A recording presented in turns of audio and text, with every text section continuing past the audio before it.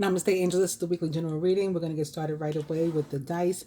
And I'm going to start with the 29 that's staring me in the face. I always think that it's like trying to get my attention about something having to do with spiritual partnership. That's what 29 means.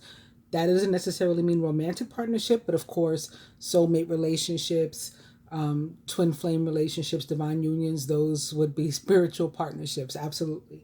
But we can have a spiritual partnership in a business connection, especially with what we're providing. It might be something like books or crystals, or maybe we run a yoga class or something like that. So that could be a spiritual partnership too in terms of business. And then there's familial connections and familial soulmates. You know, you can have people, you might say, oh, I'm so close to, I love all my children equally, but I'm so close to this one. And it's like we were like friends, like, you know, that could be a soulmate connection. Sometimes even with a pet, it's a little different. You know, those are considered familiars, but it's a soulmate connection. So anyway, this is what this is about, spiritual partnership. But this week, the 29 has additional special meaning because on the 29th, for one thing, Venus enters Virgo. And I was seeing the letter V earlier. Maybe that's why. Could be having something to do with victory. Somebody dealing with someone whose name starts with V. And or Virgo. I talked about Virgo a lot last week. I was feeling all kinds of stuff.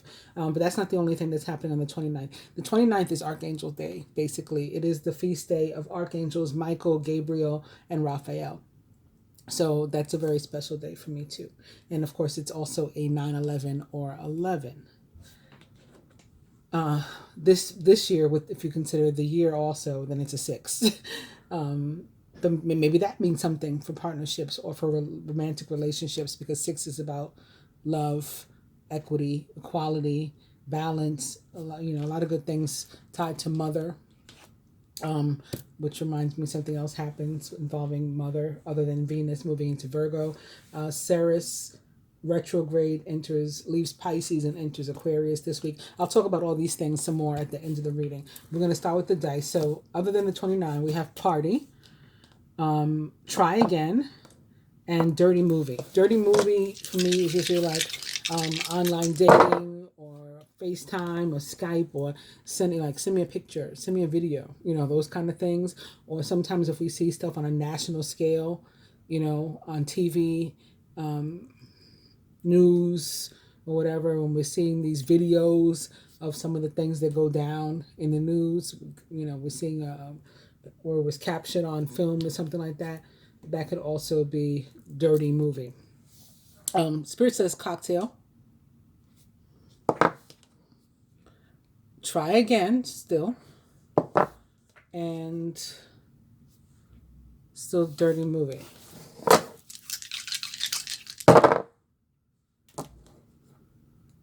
And now, sex. Eat cake. And when I see sex and eat cake at the same time, it always sends me an additional message. But you got to have your mind in a certain place in order to get that message. So those of you who get it will get it, and those of you who don't, it's fine. Don't worry about it. Forget it. Just forget it if you don't get it.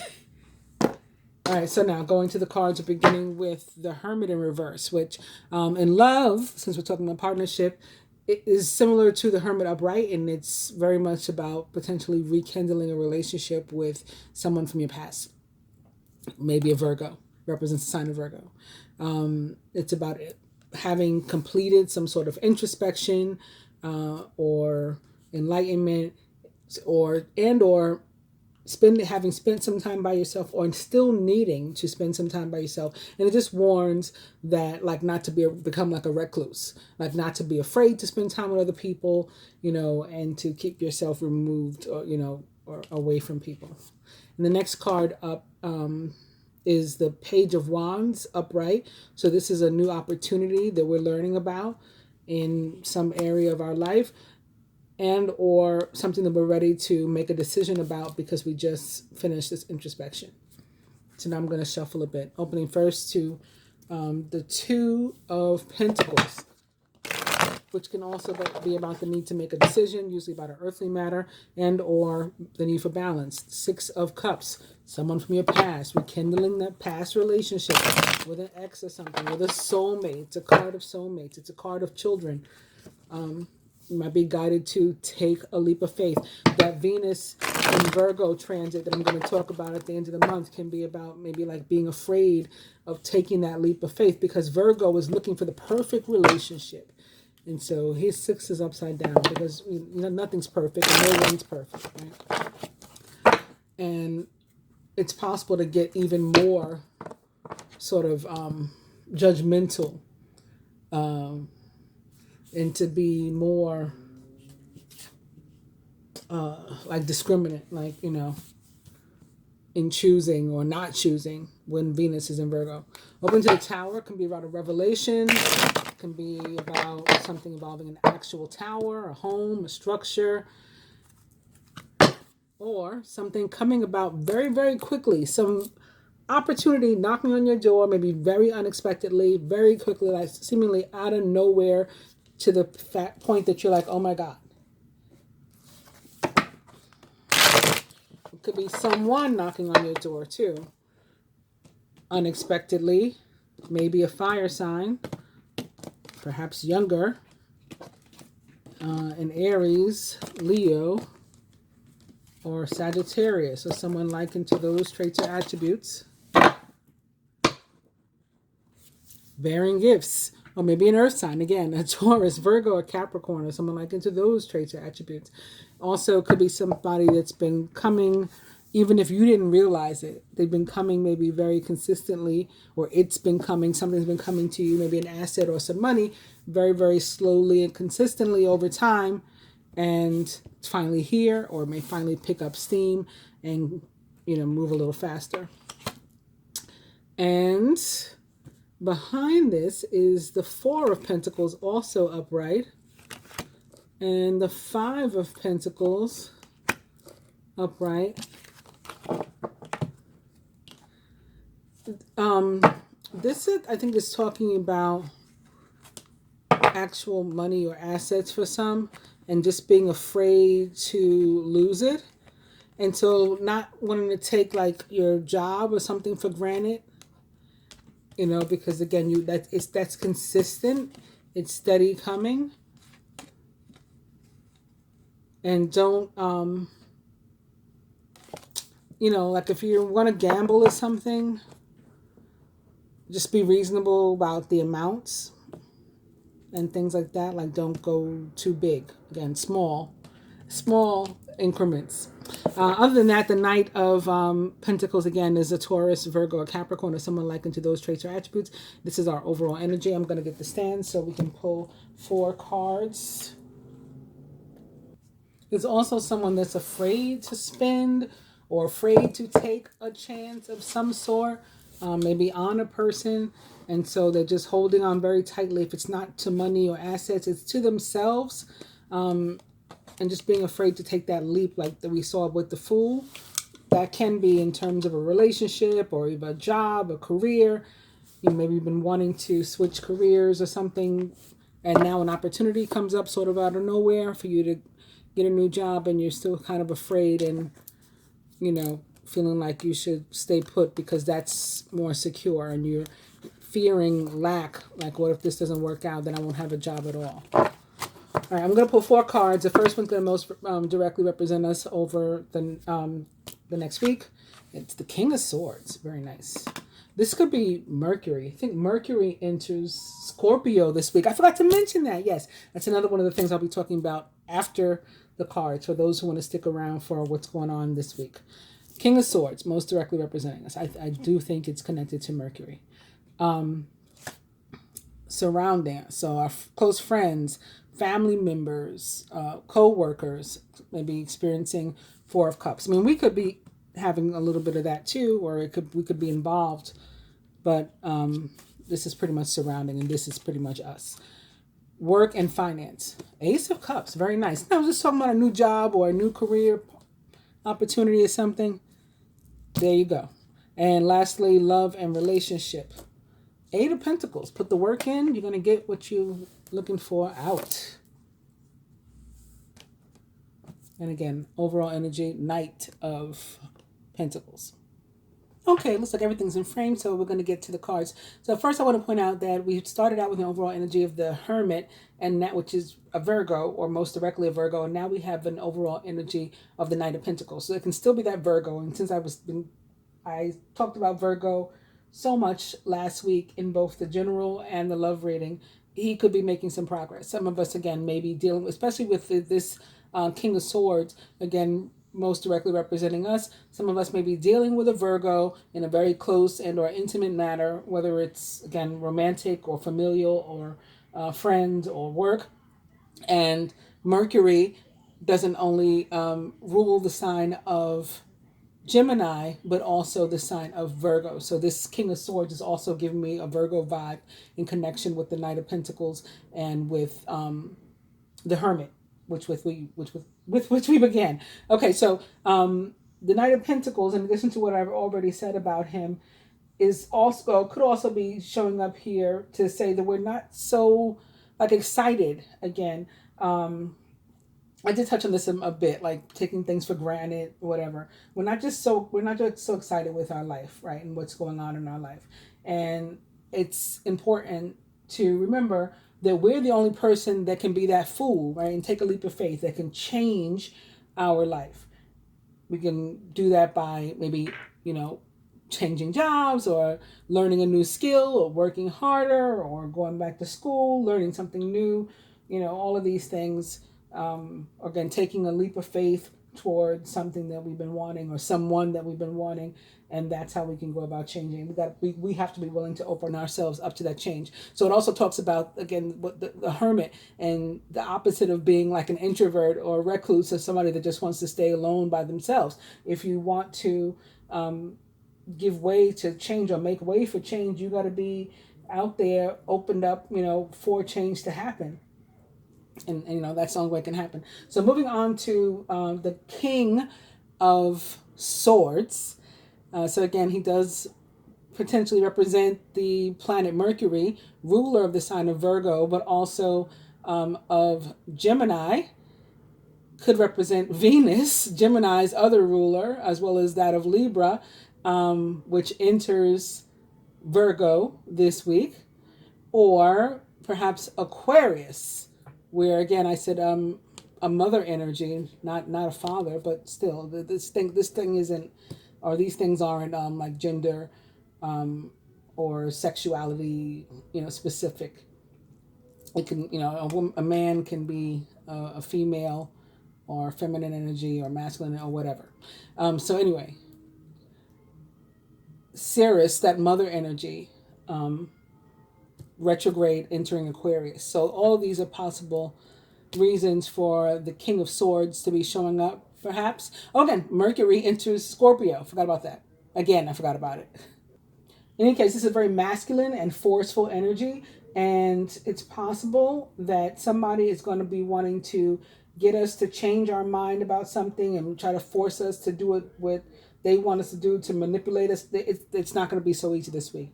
Contrarily, if we're trying to do that to someone and they're the King of Swords, we're not going to have much luck either. Also, it can be speaking more directly about us in terms of a behavior or a thought pattern or maybe some sort of expectation.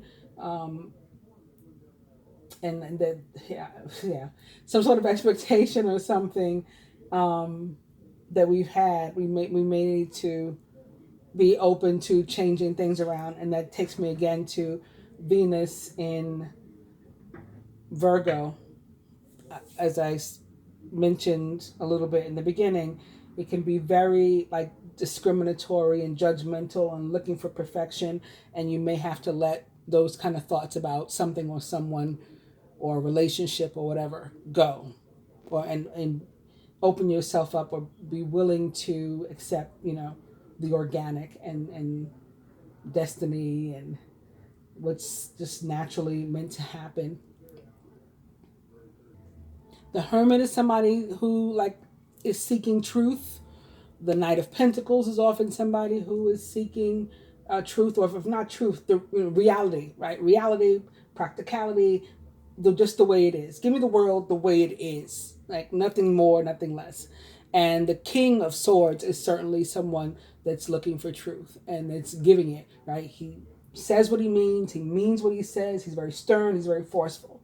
So we don't want to be potentially what this card represents. Moving on to the Four of Cups, which can be like someone who's taking something for granted, or they're maybe what's good in their lives for granted, or who's good in their lives for granted, not counting their blessings, spending too much time like wallowing in self-pity. Oh Lord, woe is me, I never get anything good, nothing awesome ever happens to me, blah blah blah. And a lot of what happens to us in our life, right, our reality is created by us, and it has a lot to do with our perspective and our positivity or lack thereof, and on what we focus, right? A focused intention. That's what the law of attraction is all about. That's what manifestation is all about. That's what prayer is all about. A focused intention about what you're trying to bring toward yourself. But it requires work. And sometimes that work is just about you,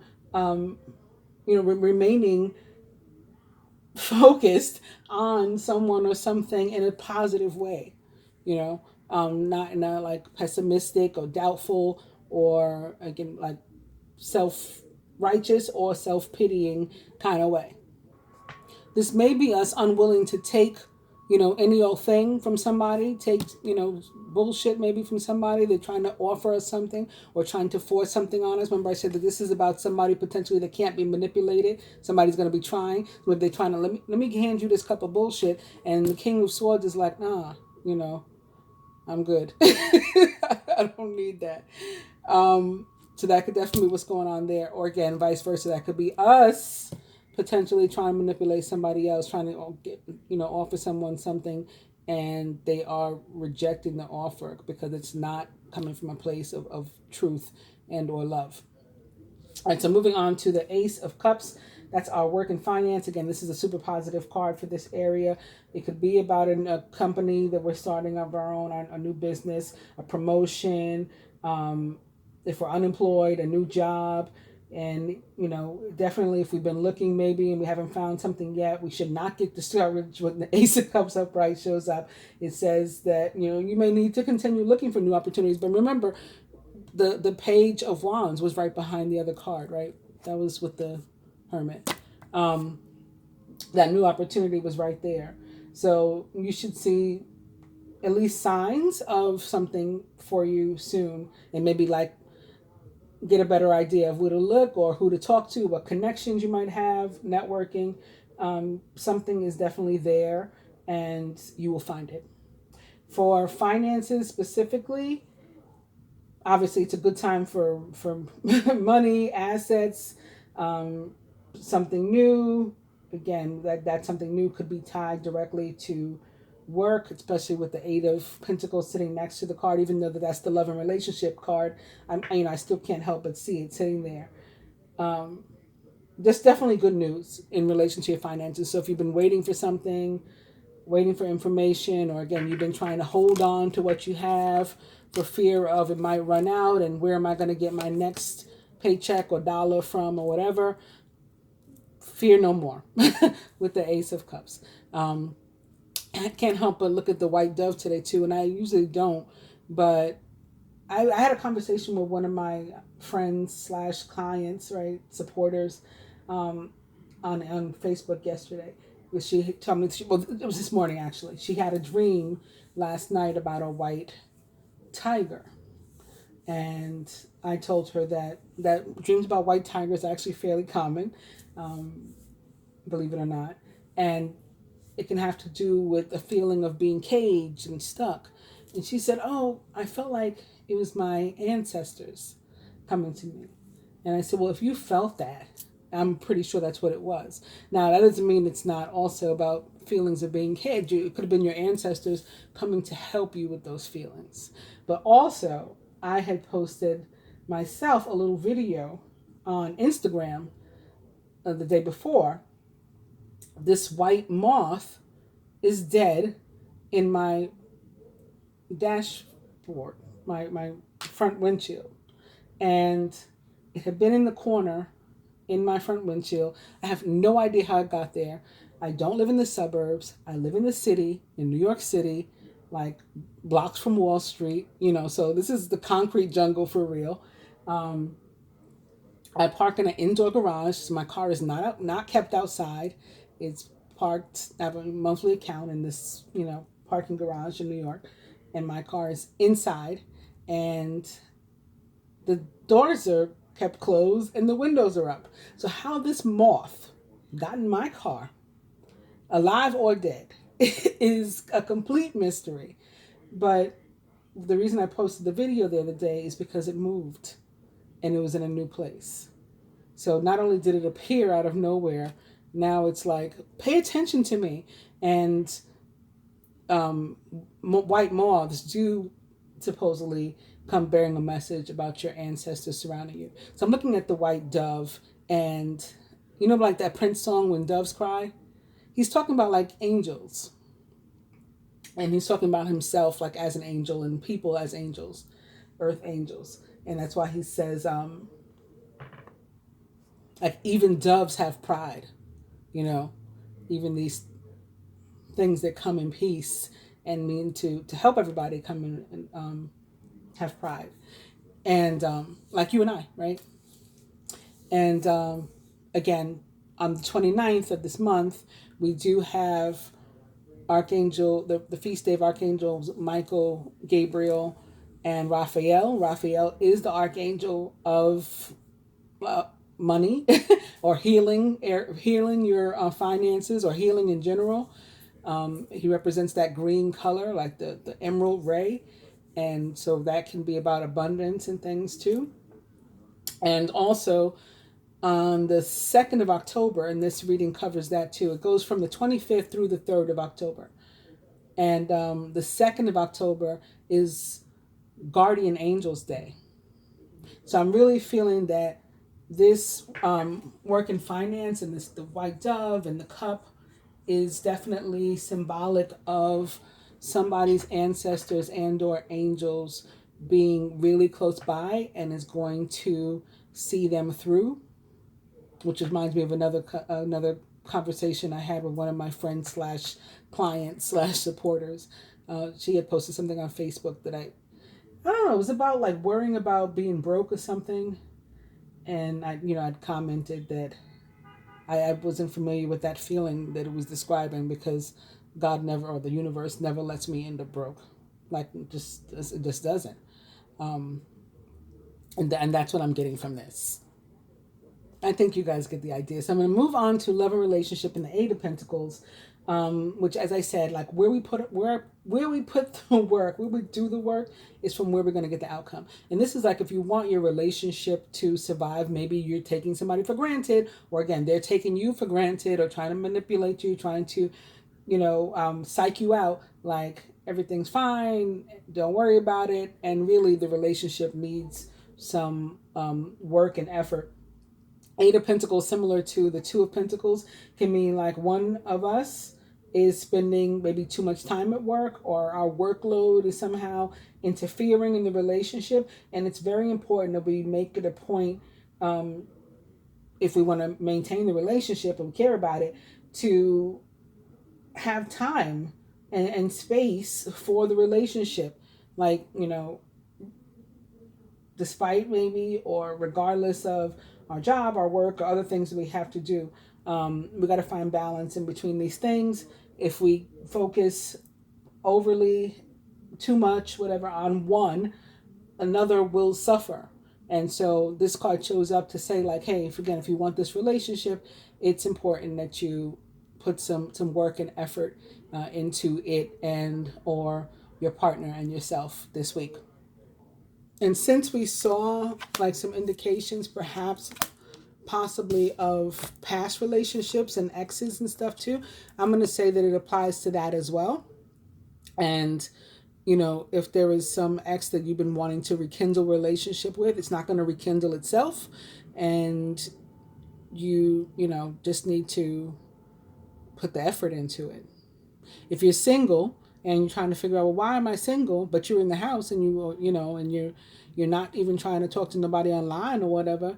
That's why you're single. You got to put the work and effort into it. It means all those things. I pulled out another deck for this week. It is my fortune reading cards, and I wanted to give each. I don't know each. I wanted to pull 4 cards from there too. Did you guys got what I was trying to say, right? Like one card for each of the categories. So the one most directly representing us, surrounding energy, work and finance, and love and relationship. And beginning with angel. Isn't that cool? Your angels are guiding and protecting you on your spiritual journey. So that ties in a lot with what I was just saying there and what I was feeling. And maybe that's why I was guided to pull these out this week and to use it as an extra deck. So the next card that we're opening to is plain. A journey is indicated either physically or metaphorically, and your life will become more full. Your cup maybe will run over. A journey. You could be traveling for work, or being relocated for work, or intentionally relocating yourself for work. Opening now to wish. Your heart's desire is ready to come true. Something, again, we made a focused intention on, or we've been praying for, we wish for, and that's how the law of attraction works. Coffin. Natural endings abound. Take care with your health. And I think that too is about your perspective and, positive energies and negative energy is tied very much to health. So that positive energy, holding on to that, it's going to be, is going to help you to improve. And opening now to marriage. You're attracting emotional fulfillment and unconditional love. I'm laughing again because right before I started this reading, I was talking to another client / friend / supporter on Facebook, and she left a comment for me in my messages, and I replied that she had learned a very important lesson about unconditional love. So it's just funny that all these things are popping up. Star. Hard times are over. Look forward to an abundance of happiness, enthusiasm, and positivity. So in the tarot, the star represents the sign of Aquarius, and it is about prayers being answered, wishes being granted, and dreams coming true. So this is that theme, that we've been talking about sort of accidentally, about focusing on things and bringing them towards us, like the law of attraction is meant to work. And I do feel, again, for a bunch of us, that this has to do with work and finance. This is not necessarily a very romantic week. Although there will be some people working on relationships. I think where this is talking about hard times are over, and even maybe marriage, and the bliss that comes with that. I think it's financial, something that we're married, like in our finances, and here something we prayed for.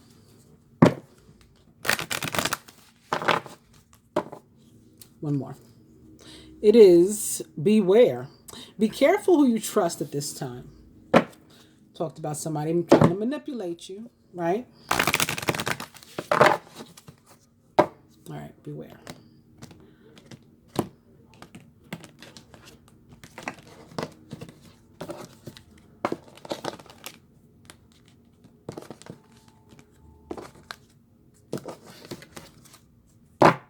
And it's wish again. Your heart's desire is ready to come true. So one card, most directly representing us to sort of supplement or support the King of Swords. It is, the Devil. Take care immediately to avoid temptation and deceit. Didn't I say he's all about truth? This is saying you want to avoid deceit. This is the energy you need to stay in. Definitely being that king, that very empowered and forceful king that's not going to let anybody manipulate him. Like, you're not getting over on me, is what the King of Swords is all about. Gemini, Libra, Aquarius, very possibly involved, as well as Capricorn, possibly.